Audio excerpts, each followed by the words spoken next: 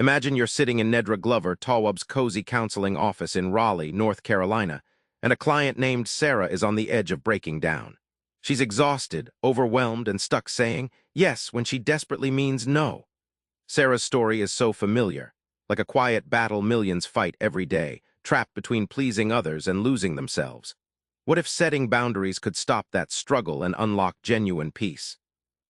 That's exactly where this book pulls the rug from under the chaos. Before we can say no with confidence, we need to understand what boundaries really are and how they weave into the fabric of everyday life.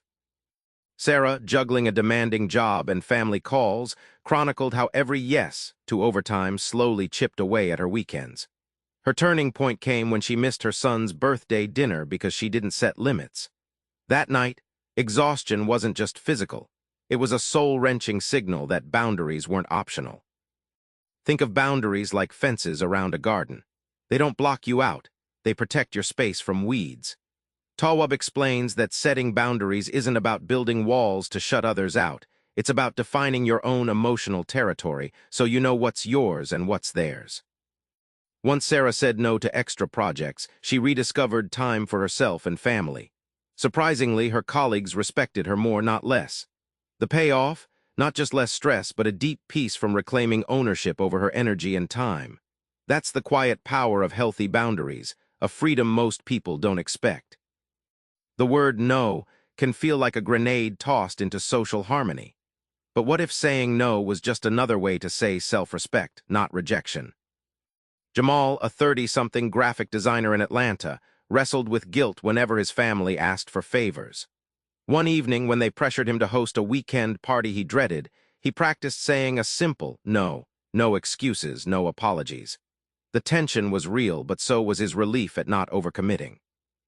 Tawwab likens no to a full sentence, complete and legitimate on its own. Much like a stop sign doesn't need an explanation, your boundaries don't demand justifications. Instead of dangling elaborate rationales, a clean no saves your emotional energy and respects the other person's right to react. After repeatedly practicing this clean no, Jamal noticed something unexpected.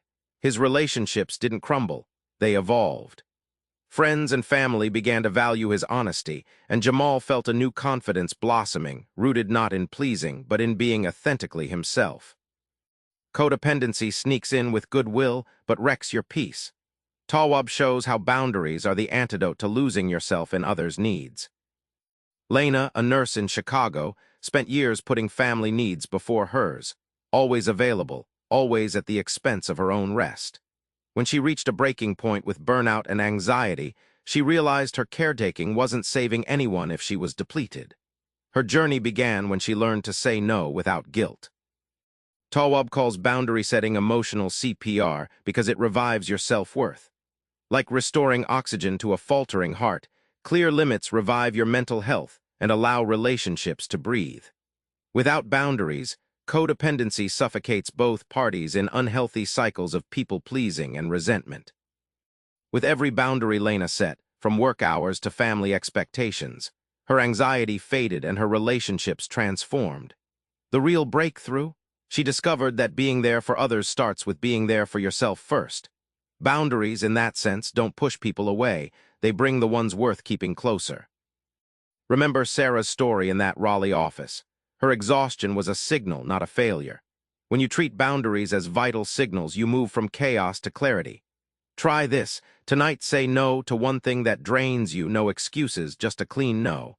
Notice how it feels to reclaim your peace. Subscribe for more book summaries like this one.